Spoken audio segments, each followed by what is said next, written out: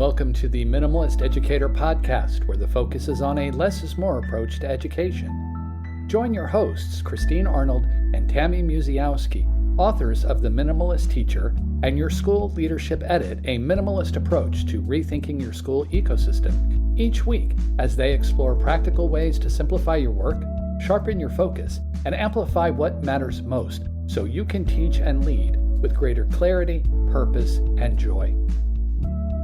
In this week's episode, we have returning guest Ming Shelby. We continue our conversation about positivity and having courage. Her pare down pointer is how we need to practice being courageous.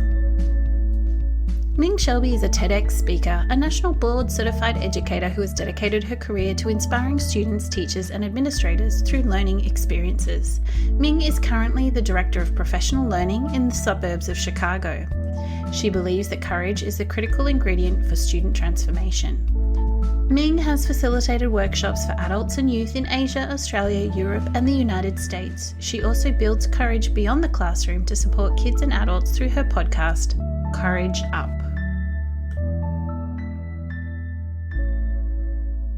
Hello and welcome to this week's episode of the Minimalist Educator Podcast. We are joined today by Ming Shelby, a returning visitor. Welcome, Ming. How are you? I'm good. Thank you so much for having me. I'm excited to be back, to see both of you, and to continue our conversation. Yeah, we're very excited to have you back with us. We spoke a couple of seasons ago about courage and courageous conversations, and we're really excited to build on that conversation. Can you tell us a little bit about what you've been up to since we spoke to you last?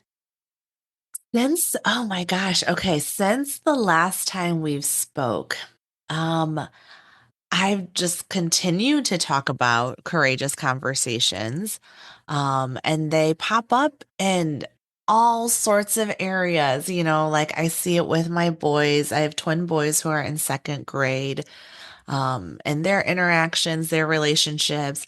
I see it in schools with teachers to teachers, teachers to administrators, administrators to administrators. It's just like everywhere.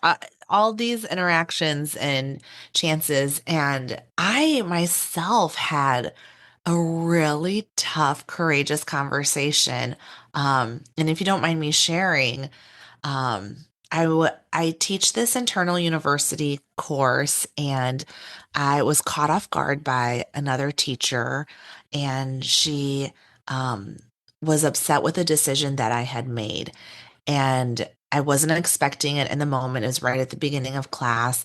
And she was using a lot of words loudly at me. And I kind of froze in the moment. And usually I try to engage. And I just paused and said, let's talk about this when we're both resourceful.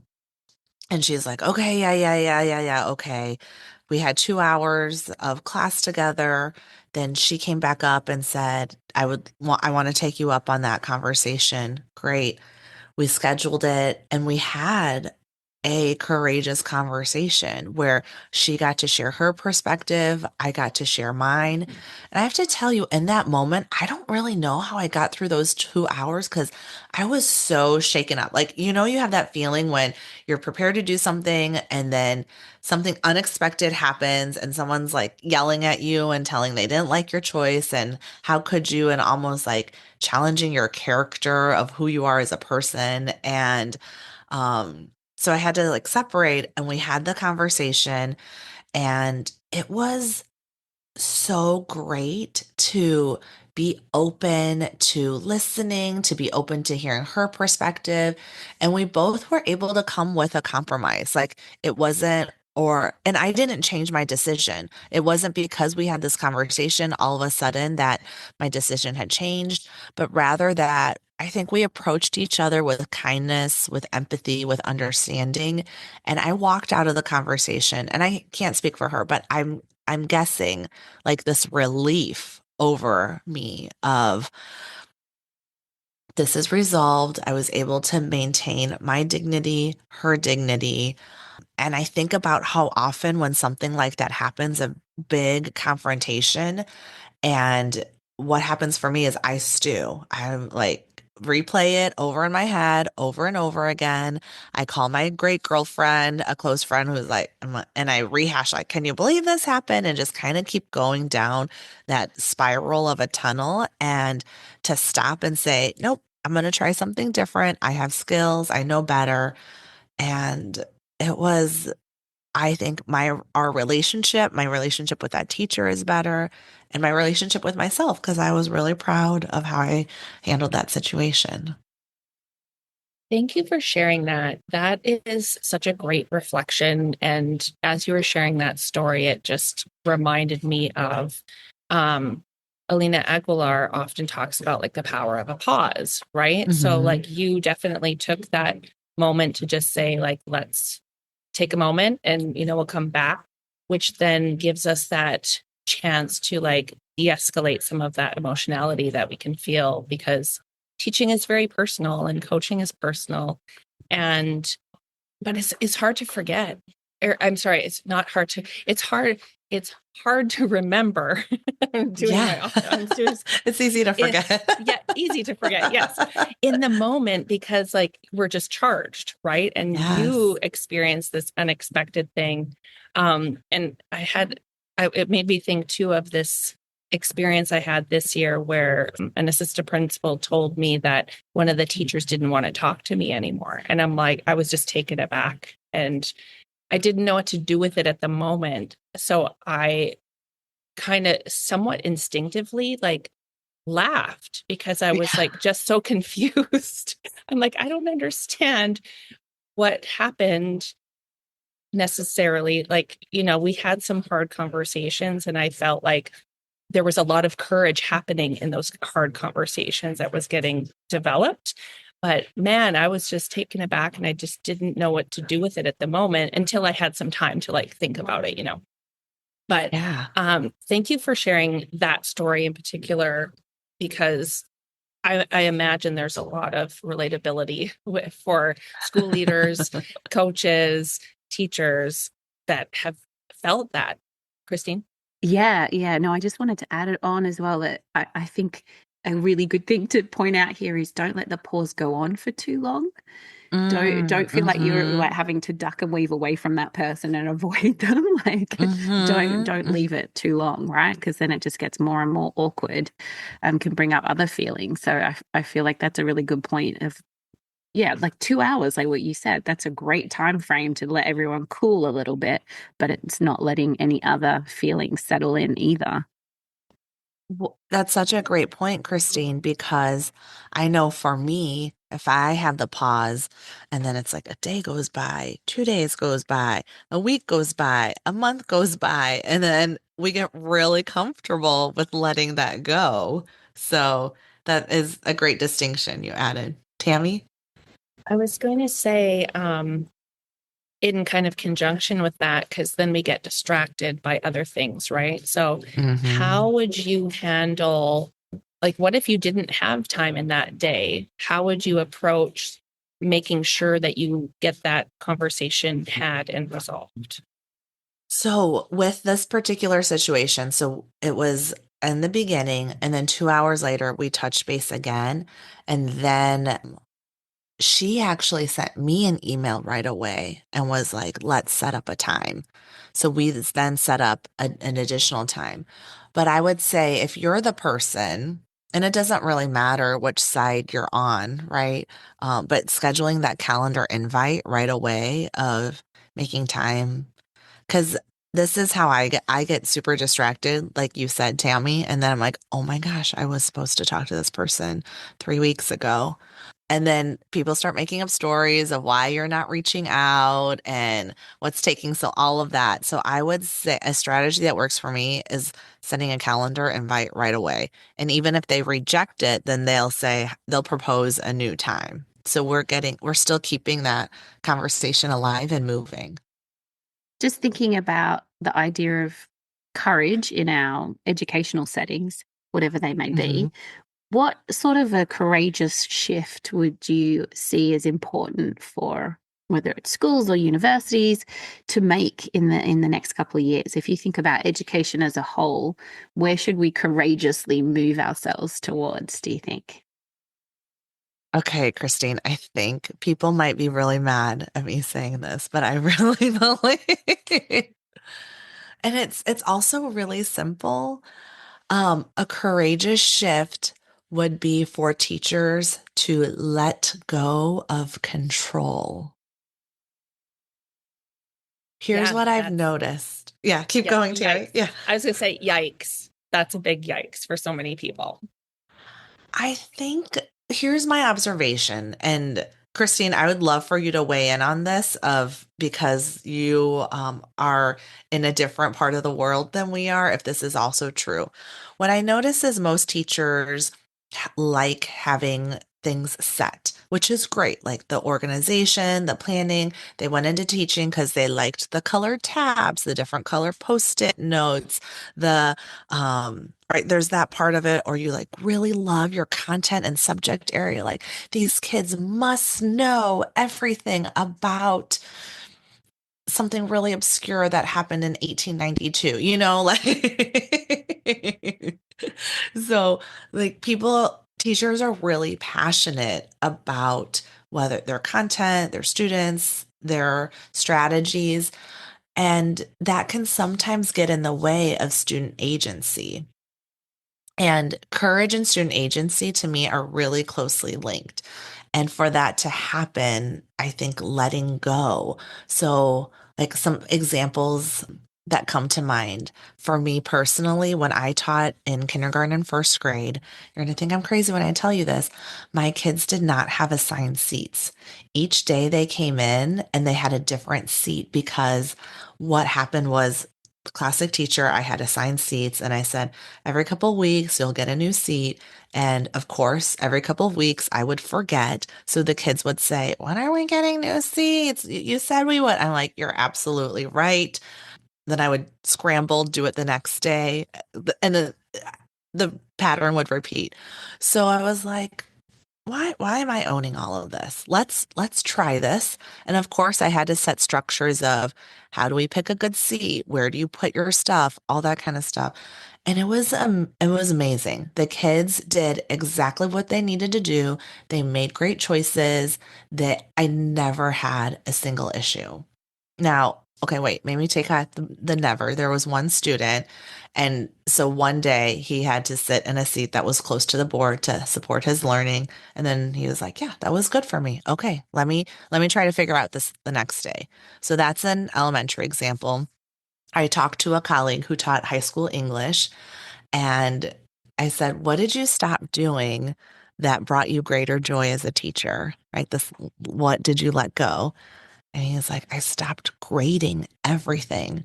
Because thinking about high school English teachers, you have 90 plus, 100 plus students. When you assign a paper, it's multiple pages times that. I think one person did the math. Like, even if I did 3 minutes a paper, it's still 9 hours of grading or something like that. So he talked about how he just focused on the standard and graded for the standard of that paper and not like the grammar and the interesting hook and every little thing. Um, and not only was it better for students because they got really precise feedback on what to get better, but also for him. So it wasn't like, okay, here I go, another 3 hours tonight of grading, and then the cycle and pattern continue. So those to me are two examples. And maybe you would have some too of like thinking of when did you just let go and increased your joy? I was literally just talking about this the other day with some people at school because we have an inquiry approach, which is Mm, very much about, kind of letting the kids lead you in what they're interested in and so on. But it's really tricky sometimes because you want to be organized and you want to be planned. And so, yep. you make this planner of this whole inquiry cycle, and it's quite possible that you don't actually consult the kids at all in that process. So, yeah, I was literally just talking about this the other day, but I feel like for myself as well, my practice, I'm constantly talking to people about circles of control. Like Mm. when you something's happening that you don't agree with or you don't like, is this in my control at all? No, okay, I need to let it go. just let it go, as you say, Ming. So I think that's a really important one, even though, yeah, it might annoy people, but I agree with you. Well, I think it takes a lot of courage. It's so much courage to say, okay, like I'm going to let that go. I'm going to not worry about that. I'm going to trust that it's going to work out. And there's some element of belief with structure, right? That it's going to turn out okay. It's interesting. I was coaching a teacher, first year teacher, and he doesn't have a teaching background. And so he had shared with me like how he had this very false conception of, or a misconception of what teaching was, right? And so he was envisioning just really like getting up and talking to kids about the things, all the things that he was trying to teach them. But then he was failing miserably with like classroom management because he didn't have any strategies. And he's like, I feel like I've tried everything. And I'm like, well, there's things that you have to do. Like you have to be consistent with whatever your structure is. And so there's that piece of it. But also like when I observed him, like you're exerting a lot of control. There's a lot of like power struggle going on.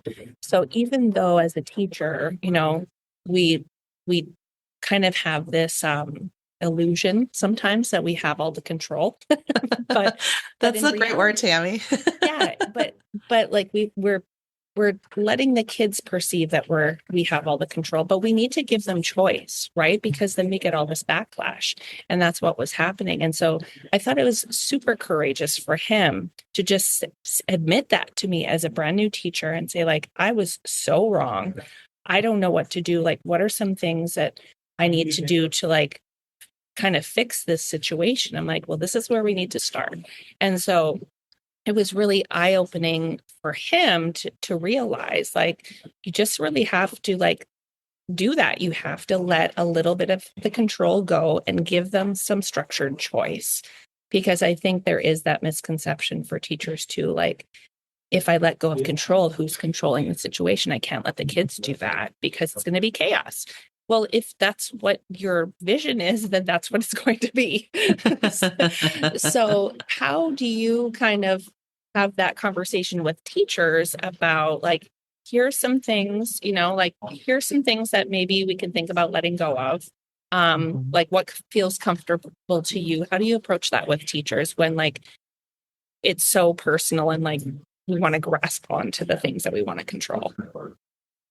I haven't figured out the magic wand to education, Tammy. But what I do know, like, is it takes multiple times. It's not a one-time conversation, and it's a play with, like, what if we tried this one thing within that? So an example that I can think of when I was coaching is the kids had heard about like inference and just like these reading strategies for a while. And the teacher was like, I just feel like I'm in this routine of here's the standard. Well, here's what we're working on. Here's the book we're reading. Here's how we apply it. And we're just kind of like droning on. And so I was like, okay, it sounds like you want to try something new. Would you be willing to brainstorm with me? And so I did a lot of paraphrasing of just reflecting back to me what they're saying to me. So it's not like this is Ming's idea that she wants it, but really, Tammy, you're saying this isn't really fun. Like the kids aren't really excited. So we did this activity and it only took a couple minutes. And it was like my neighbor left her trash out today. And I just thought, what's inside of it? So I brought it to our class today and I found a receipt for some party balloons, and she held up the balloons. There's some candle packages that were left in here. There's like a fork with some frosting. What do you think was happening with my neighbor? And the kids were like, oh my gosh, a birthday party. Was it a birthday party? And then took more stuff and she's like, yes, how did you figure that out? And they talked about the clues and she said, you just inferred. And they're like, what? Okay. And then that just like got them excited about, okay, how can you find inferences in this text? And it just was light, joyful, but still meaningful learning.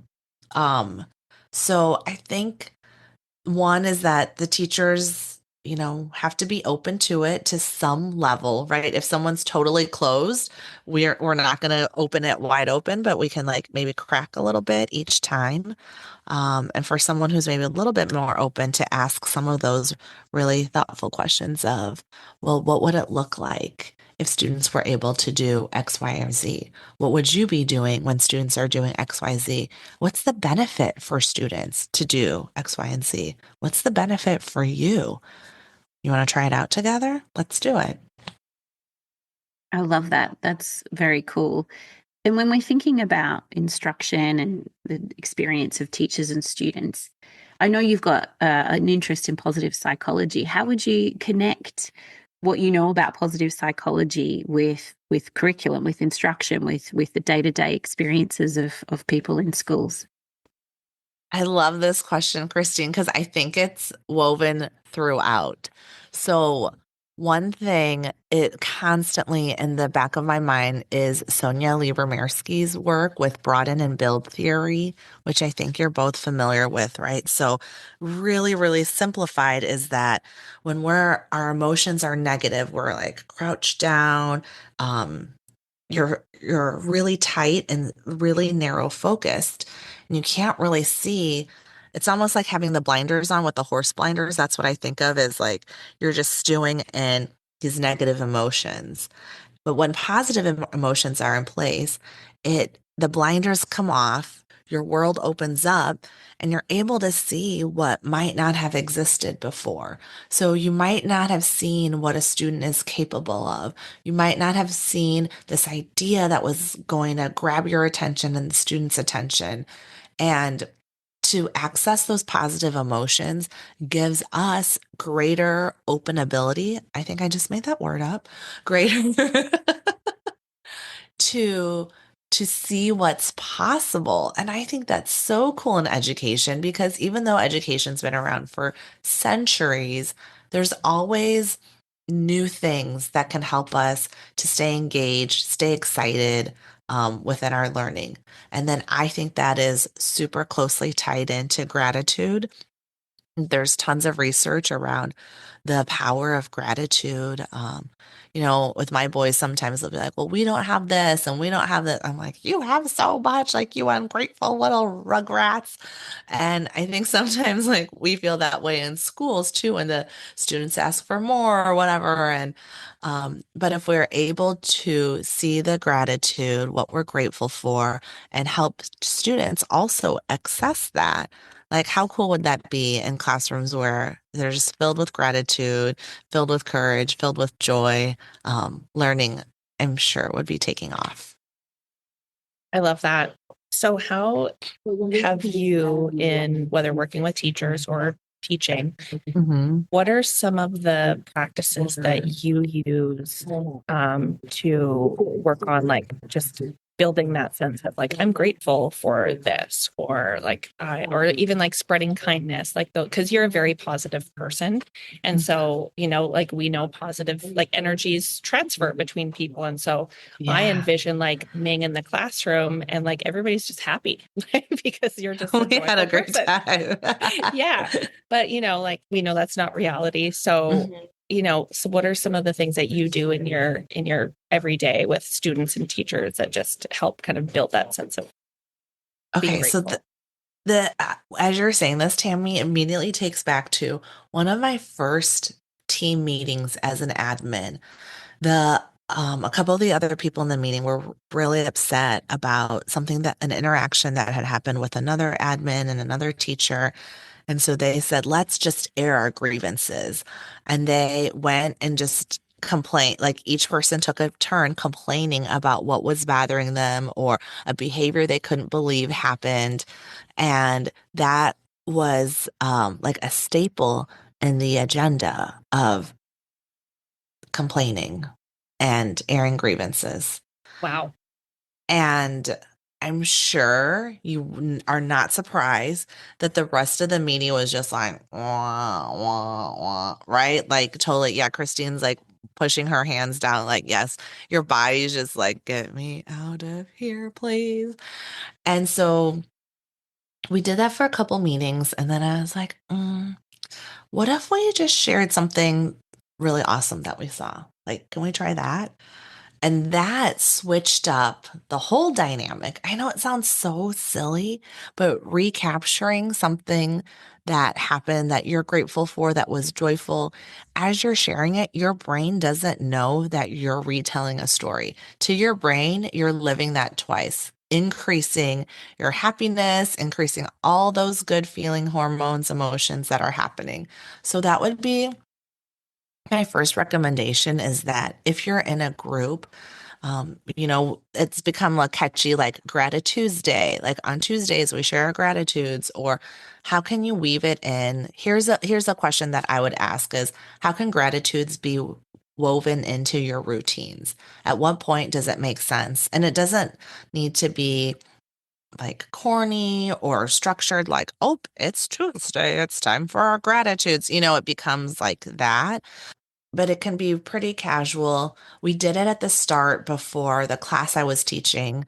And it was like, what are you grateful for? Or what is something joyful that happened in your week? And it ended up taking like 30 minutes for 20 something people to share. It was the best 30 minutes, because as soon as everyone was done, you could feel it in the room, like that happiness, that connection, and the celebration that we had for one another. So that was super cool. So I would always start with that, of talking about your gratitudes. And I know, like, it's been done up so much that people are like, oh, gratitudes. But trust me, like, it's still a really great habit that's been backed by research that says this works. Yeah, absolutely. It's there for a reason, isn't it? Unfortunately, I think we have to start wrapping up already. I think this has got to be like part 2 of 10 parts with you, Ming. I think we just got to keep having you back again. But, you're a returning guest with us. So do you have a pair down pointer for us today? Something that you've already shared, or something new? I think last time I shared, courage is contagious, and just let yourself experience courage. Let yourself find joy in courage. And each time that you do it, it gets easier and easier and easier, because courage is also a muscle. So keep practicing and find people around to support you, and you will continue to rise and become even better than you already are. That's a great way to end the show. Thank you so much, Ming. Thank you. This was amazing. This episode is sponsored by Plan Z Education Services, supporting educators with forward-thinking professional learning that puts both student impact and teacher wellness at the centre. Driven by a vision to teach less, impact more, they help educators find purpose, prioritise what matters, and simplify their practice. Learn more at planzeducation.com. Thank you for listening to the Minimalist Educator Podcast. Join Christine and Tammy and guests again next time for more conversations about how to simplify and clarify the responsibilities and tasks in your role. If today's episode helped you rethink, reimagine, reduce, or realign something in your practice, share it in a comment or with a colleague. For resources and updates, visit planzeducation.com and subscribe to receive weekly emails. Until next time, keep it simple and stay intentional.